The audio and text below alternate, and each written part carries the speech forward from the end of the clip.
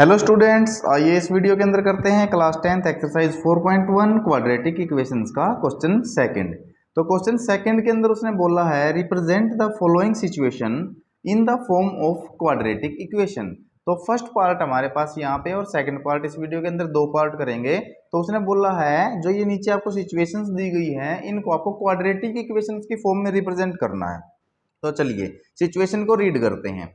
The area of a rectangular plot is 528 metre square. Rectangular plot का क्या given हमको area. The length of plot in metres, यानी कि जो length है प्लॉट की वो मीटर्स में गिवन है, is one more than twice its breadth. उसकी ब्रेथ के ट्वाइस से वन मोर यानी कि एक ज्यादा है। We need to find the length and breadth of plot. तो हमें प्लॉट की लेंथ और ब्रेथ को क्या करना है, फाइंड आउट करना है। तो चलिए हम जानते हैं, देखिए हमारे पास एक रेक्टेंगुलर प्लॉट कैसा होता है बच्चों, ये होता है जिसके अंदर एक लेंथ होती है और ब्रेड्थ होती है। तो जो लंबे वाली साइड होती है वो क्या होती है, उसकी लेंथ, और जो छोटे वाली साइड होती है वो क्या होती है, उसकी ब्रेड्थ। ये होगी हमारे पास ब्रेड्थ और ये हमारे पास इसकी क्या होगी, लेंथ। चलिए अब हम स्टेटमेंट रीड करते हैं। स्टेटमेंट को दोबारा देखिए। The area of rectangular plot, सबसे पहले क्या गिवन है उसको, एरिया। तो हम लिखेंगे क्या, एरिया ऑफ रेक्टेंगुलर प्लॉट। तो रेक्टेंगुलर प्लॉट का हमको गिवन है क्या बच्चों, एरिया गिवन है। तो वो हमने गिवन में लिख लिया 528 मीटर स्क्वायर। अब है the length of plot in metres is one more than twice its breadth. किससे कंपेयर किया है, ट्वाइस इट्स ब्रेड्थ, उसके ब्रेड्थ से कंपेयर किया है। तो जिससे भी कंपेयर करे बच्चों आपको उसी डायमेंशन को लेट करना है। तो हम लेट करेंगे, let the breadth of rectangular plot. Rectangular plot की हम ब्रेड्थ लेट कर लेते हैं, कितनी लेट कर लेते हैं, x मीटर्स, क्योंकि उसने बोला है किसमें है, वो मीटर में है। तो x मीटर हमने उसकी रेक्टेंगुलर प्लॉट की ब्रेड्थ को लेट कर लिया। तो अब लेंथ क्या आ जाएगी, length of rectangular plot. Rectangular plot की लेंथ उसने क्या बोल ली है, लेंथ उसने बोल ली है कि जो ब्रेड्थ है ट्वाइस ऑफ इट्स ब्रेड्थ से वन मोर। तो पहले तो ब्रेड्थ का क्या करेंगे हम, ट्वाइस, तो कितना हो गया 2x, वन मोर उससे ज्यादा यानी कि एक, उससे एक ज्यादा, तो लेंथ कितनी आ गई 2x प्लस में 1 मीटर। इतने मीटर उसकी क्या आ गई, लेंथ। अब हमको क्या पता है, देखो एरिया गिवन है, तो एरिया हमको पता है रेक्टेंगुलर प्लॉट का क्या होता है। तो वी नो क्या, area of rectangular plot. Rectangular plot का एरिया हमको पता है क्या होता है, length into breadth, length into breadth. ये तो हमको बिल्कुल साफ साफ पता है। तो एरिया ऑफ रेक्टेंगुलर प्लॉट हमको गिवन है, उसकी वैल्यू पुट कर लीजिए। कितनी है बच्चे, 528। लेंथ हमने निकाल ली, कितनी है 2x प्लस में 1 इंटू ब्रेड्थ कितनी है हमारे पास x, तो मल्टीप्लाई में क्या x। तो सोल्व कीजिए इसको, अंदर सोल्व करेंगे, इधर 528 एज इट इज। तो x को पहले 2x से मल्टीप्लाई करूंगा तो कितना हो गया 2x स्क्वायर। फिर x को अगर मैं 1 से मल्टीप्लाई करूंगा तो कितना आ जाएगा, प्लस में x। अब हम इस इक्वेशन को एक क्वाड्रेटिक इक्वेशन की फॉर्म में लिख लेते हैं, यानी कि कांस्टेंट वैल्यू को भी एक साइड ले आएंगे। तो हमारी जो क्वाड्रेटिक इक्वेशन आ जाएगी बच्चे, वो क्या आ जाएगी 2x स्क्वायर प्लस x, और 528 इज इक्वल टू से उधर किसका है, प्लस का है, तो इधर आके किसका हो जाएगा, माइनस का 528, तो इज इक्वल टू के उधर क्या रह गया 0। तो this is our required quadratic equation. जो उसने पहले तो बोला था ना कि इसको हमको किस रूप में दिखाना है, किस फॉर्म में, क्वाड्रेटिक इक्वेशन की फॉर्म में। लेकिन अब वो ये भी बोल रहा है कि we need to find the length and breadth of plot. हमें प्लॉट की लेंथ और ब्रेड्थ भी निकालनी है उसको, यानी कि लेंथ की वैल्यू 2x प्लस 1 और x की वैल्यू भी हमको फाइंड आउट करनी है।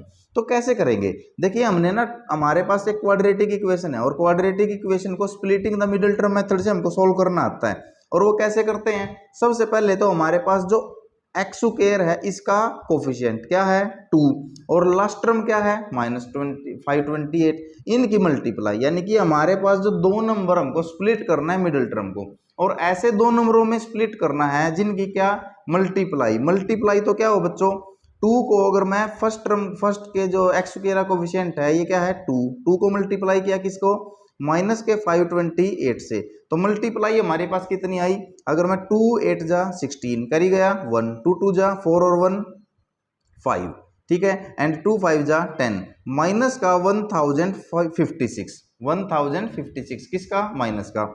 और सम क्या आना चाहिए हमारे पास, सम आना चाहिए मिडिल टर्म, जिसका जो मिडिल टर्म जो x का कोफिशिएंट है उसके सम के बराबर आना चाहिए। उसका कोफिशिएंट क्या है +1। तो दो टर्म हमारे पास ऐसी हों जिनका अगर मल्टीप्लाई करें तो माइनस का 1056 आए, और अगर मैं सम करूं तो कितना आए, प्लस का 1 आए। तो ऐसी दो टर्म जब आप देखोगे बच्चों, तो ऐसी दो टर्म आपको 32 एंड 33 मिलेंगी। तो हमारे पास ये जो दो टर्म है ये 32 एंड 33 है। अभी आपको ये सम करेंगे दोनों, अगर देखो दोनों प्लस की हैं, अगर इनकी हमने मल्टीप्लाई करी तो प्लस की आई, लेकिन हमको तो किसकी चाहिए, माइनस की। तो इसका मतलब इन दोनों में से एक टर्म किसकी है, प्लस की है। तो यहां पर आपको देखना है प्लस वाली टर्म कौन सी है, सिंबल देखो बीच वाली टर्म का क्या है, प्लस। तो जो बड़े वाली टर्म है उसको वही सिंबल आपको दे देना है। तो 33 तो प्लस का रहेगा और 32 किसका रहेगा, माइनस का। तो ये हमारे पास दो नंबर आ गए जिनकी मल्टीप्लाई तो ये है और सम प्लस का 1 है। तो पुट कीजिए, तो पुट करेंगे तो यहाँ पर 2x², 33 किसका, प्लस का, तो 33x, और 32 किसका, माइनस का, माइनस में 32x। ये स्प्लिट कर दिया हमने मिडिल टर्म को, इसी को बोलते हैं splitting the middle term method. Minus में 528 इज इक्वल टू 0, ये हमारे पास इज इक्वल टू 0 आ गया। अब देखिए, अब हम इसको फर्दर सॉल्व करेंगे। तो पहले दो टर्म ये है हमारे पास, अगली दो टर्म ये है हमारे पास। तो फर्स्ट टू टर्म्स में से देखिए क्या कॉमन आ रहा है आपके पास। तो फर्स्ट टू टर्म में से देखो कोफिशिएंट जो है इनके, उनमें से 2 और 33 में से तो कोई कॉमन नहीं आ रहा। x² और x² में x में से x कॉमन आ रहा है, तो यहाँ बचेगा 2x प्लस में 33। चलिए अब हमको क्या चाहिए है, जो ये टर्म बन गई कॉमन लेने के बाद, कॉमन लेने के बाद जो हमारे पास टर्म बनी है इसी को सेम बनाना है सेकंड वाले दोनों में से। ऐसा क्या कॉमन लूं कि 2x प्लस 33 बच जाए। तो चलिए, तो पहली बात तो दोनों माइनस के हैं तो माइनस कॉमन लेना पड़ेगा ताकि दोनों किसकी बन जाए, प्लस की। अब 32 को 2 बनाने के लिए क्या कॉमन लेना है, सीधी बात है 16। तो x तो अंदर ही रहेगा, तो 16 माइनस का 16 हमने कॉमन ले लिया। तो 16 2 जा 36, तो 32, तो कितना आ गया 2x, माइनस फिर कॉमन ले लिया, ये कितना आ जाएगा, प्लस का। अगर आप इसको फिर 528 को 16 से डिवाइड करोगे तो कितना आएगा, 33 इज इक्वल टू 0। तो ये आपका इज इक्वल टू 0 आ गया। अब यहाँ पर पहली टर्म बन गई ये वाली बच्चे, और दूसरी टर्म बन गई ये वाली। तो दोनों में से 2x प्लस 33 क्या आ रहा है, कॉमन। तो 2x प्लस में 33 हमने क्या ले लिया, कॉमन। तो फर्स्ट टर्म में क्या बचा हमारे पास है, फर्स्ट टर्म में बच गया हमारे पास x, और सेकंड टर्म में क्या बच गया हमारे पास है, माइनस का 16 इज इक्वल टू 0।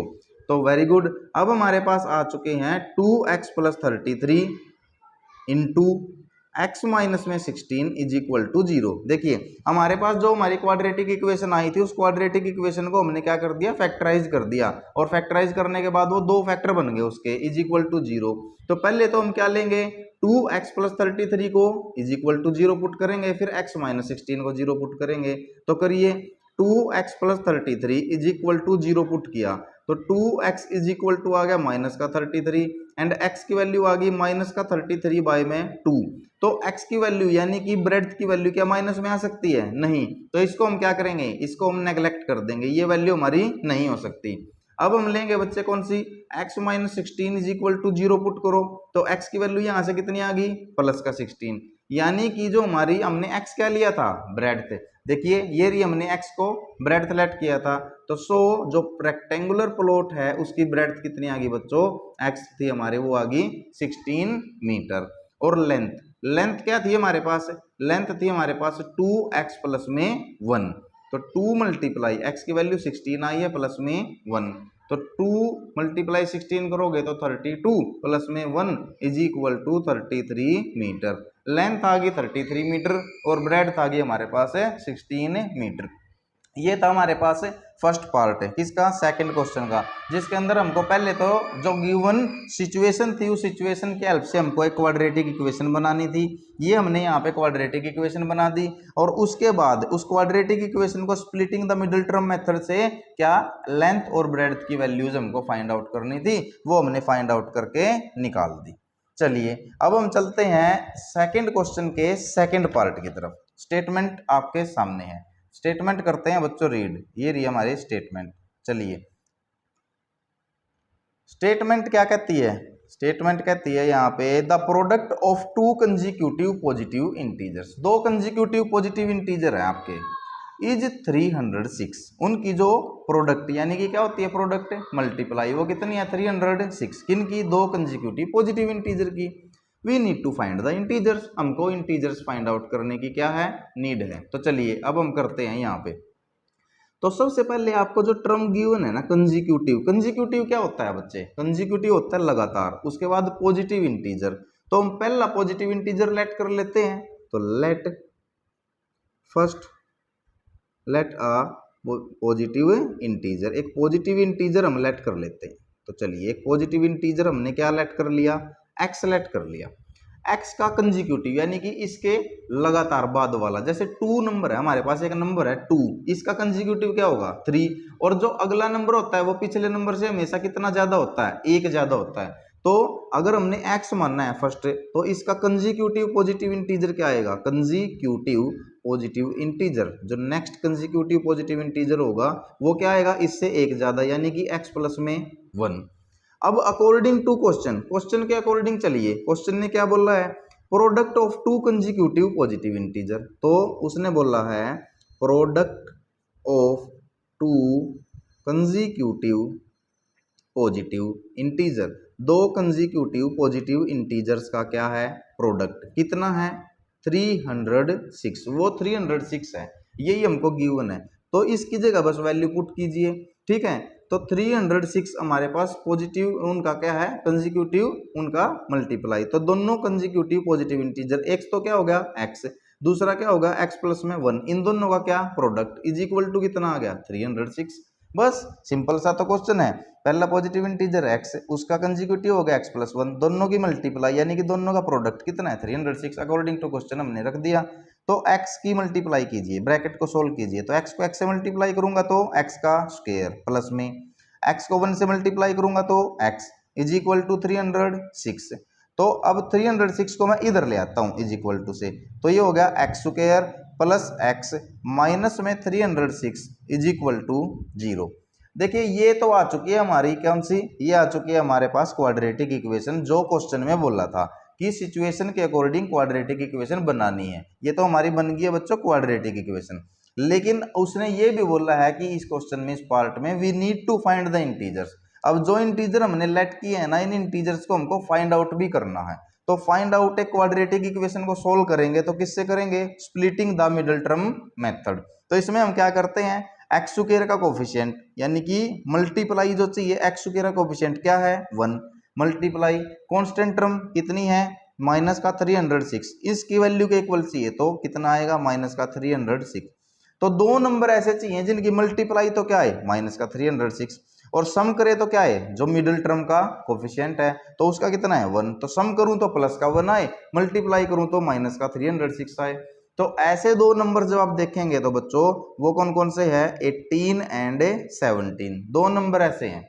अब हमको तो मल्टीप्लाई माइनस में चाहिए, इसका मतलब इनमें से एक नंबर किसका होगा माइनस का, तो माइनस का नंबर कौन सा होगा और प्लस का कौन सा, तो मिडिल टर्म का सिंबल देखना है क्या है प्लस, तो बड़े वाले नंबर को आपको प्लस दे देना है और अदर नंबर को आपको क्या दे देना है माइनस।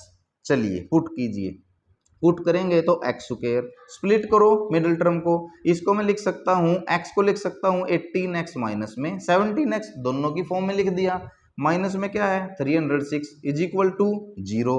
तो पहली दो टर्म ये रही, अगली दो टर्म ये रही, पहली दो टर्म में से कॉमन देखिए क्या आ रहा है x कॉमन आ रहा है, तो अंदर क्या बचा x प्लस में 18, ठीक है। तो कॉमन का मतलब उसी से हम क्या कर देते हैं डिवाइड।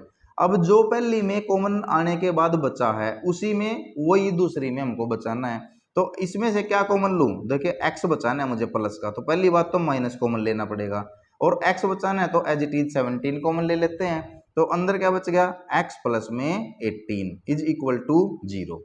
अब फर्स्ट टर्म तो होगी हमारे पास ये, और सेकंड टर्म होगी 17 इंटू एक्स प्लस 18, तो दोनों में से क्या कॉमन आ रहा है, दोनों में से कॉमन आ रहा है बच्चों x प्लस में 18, तो x प्लस 18 पहली टर्म में से कॉमन लिया तो क्या बचा है x, सेकेंड टर्म में से कॉमन लिया तो बच गया माइनस का 17 इज इक्वल टू 0।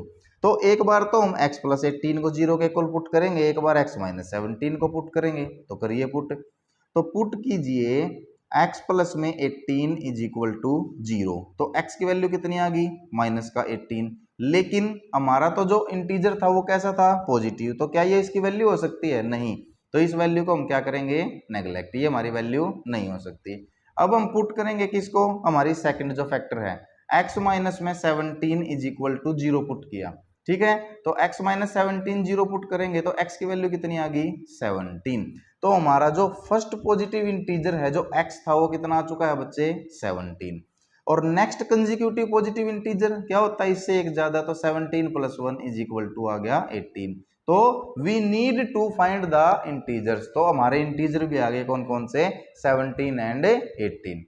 आशा करता हूं आपको बिल्कुल क्वेश्चन दोनों पार्ट आसानी से और डिटेल वे में समझ में आए होंगे। फिर भी कोई दिक्कत है तो बच्चों कमेंट बॉक्स के अंदर कमेंट कीजिए, ठीक है, और चैनल को सब्सक्राइब लाइक शेयर करना ना भूले और भी दोस्तों को बताइए ताकि सभी को इसका बेनिफिट हो सके और मैं आप लोगों के कमेंट और लाइक से और ज्यादा मोटिवेट हो सकूं। Thank you for watching this video, thank you so much.